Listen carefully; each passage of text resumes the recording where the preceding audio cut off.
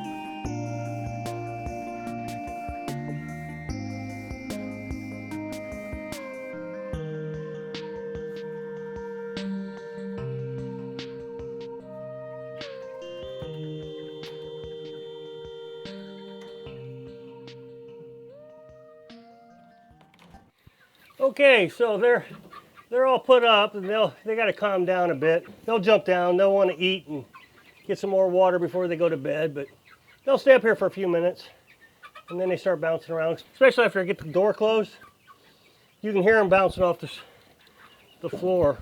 So to John, who wanted to see the birds on the grapevines, there you go. So it's the next morning. I got the chickens back outside. They're really enjoying the run. Yeah, I can see they're really getting the grass mowed down here. It's about time to move the chicken run. The reason we have the chicken run is so they can have fresh worms and bugs and that kind of thing. So if they're starting to use up an area, I want to be able to move it. So we'll move it here in a few days. So getting back to that snake, it was probably about 5 foot long. It was a good sized snake. I don't think I've ever seen a black snake that big. Probably the biggest one I've ever seen was 3 foot. And I try not to exaggerate snake size. I mean, because like I said, I have a significant fear of snakes. I've been traumatized a few times in my life over snakes, and it's really had an effect on me. I remember the first time I experienced a snake. I was real young, I don't know, 4 or 5 years old. I was riding on my bicycle, and I ran over the snake. And ever since then, it's just, I don't know, I've always had a monster fear of them. And I wonder if some of it is about the myths of snakes. I mean, there's a lot of myths that I've learned over the years, and that's one of the ways I've tried to control my fear, is learning about them, realizing that, copperheads, and no matter how many times I say this, people will disagree with me, but copperheads are actually not that dangerous. They will bite you, and it's going to hurt. It's going to be poisonous, but there are very few copperhead deaths. Lots of bites, little deaths. And then cottonmouths can bite you underwater, but they're actually very rare to bite you. They'll try to scare you away. They'll open up their mouth, and you'll see this white. I actually almost stepped on one in Florida. I remember when I was a teenager, young teenager, junior high, I was in cross country and track, and we were exercising, the team was, off season. And so what we would do is sometimes go out in the woods and run around, and we would play war, different things. I know it seems silly now that I'm older, out there playing war with sticks, but now it was pretty cold. Early spring, real early spring maybe. I jumped down in a creek bed, and I was face to face with a copperhead. Oh, that terrified me. Oh, he didn't move because he was so cold. But more recent history, we were on the Katy Trail, which is a bicycle trail that runs clear across east to west or west to east through the state of Missouri. My daughter was leading the pack on a bicycle ride. And I hear my ex-wife, now my ex-wife, she was my wife, she said, "Snake!" Well, my daughter ran right by it, just drove right by it. And the snake bit at her bicycle wheel. And of course we stop, and now our daughter is on the other side of the snake, and that snake wasn't going to move. So we had to sneak past that snake with our bicycle. So we put the bicycle in between us and the snake. That way if it struck at us, it would at least hit the bicycle, and we got past it. Now that was right after I got hypnotized. Now the hypnotizing has helped out quite a bit, because I had to pick this snake up.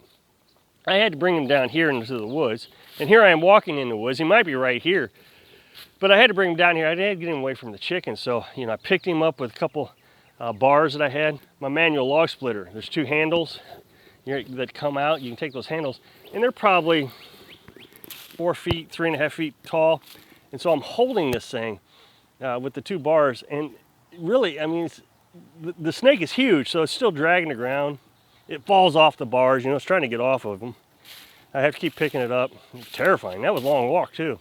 I thought about putting them in that little plastic crate that I put the chickens into, but I was so scared that if he'd have gotten out, I'm holding it, right? If he'd have gotten out between the lid and the crate, it would have hit my arm. I would have just been, ah! So, but there are things that other than the hypnotizing, that I try to do to minimize my fear. For example, last summer I had to cut a lot of wood in the woods here, and so I made these, and I still hang on to them. They're right here. Put them right at the edge of the woods. I put this on my ankle like this. I can slide my foot into it, put my shoes back on, and that way if a copperhead was to strike at me, it'd hit this and not my ankle. I mean, it doesn't take a lot to deflect a snake bite. They say wear pants, don't wear shorts, don't wear sandals. I wear my steel toe boots. So I try to do things that help me feel better and be safer when there are snakes in the vicinity. Now, another thing you want to do is anytime you pick something up, anytime you pick something up, you grab a stick and you just flip it over. Never pick it up with your hands. As far as copperhead bites, the most common bites are on the ankle and on the hands. On the ankle is because you stepped on it. They don't typically strike unless provoked, and stepping on them provokes them. The other one is people pick things up and they get bit. So one of the things I don't do during the summertime is mess with the wood pile, because it's quite likely they'll hide out in the wood pile. Now, I have heard stories that the copperheads will hibernate in the wood pile in the winter. Like I said, when I jumped down by that snake and was face to face with him, he didn't move. If you see a snake in the wintertime in your wood pile, just be careful. It's unlikely he's going to bite you because he's too cold to move around too much. You know, they're reptiles. Their body fluctuates with temperature. But in the summertime, don't mess with the wood pile. You can put wood on it, but never take wood off of it. And if you do, you grab a shovel and you pull the logs off.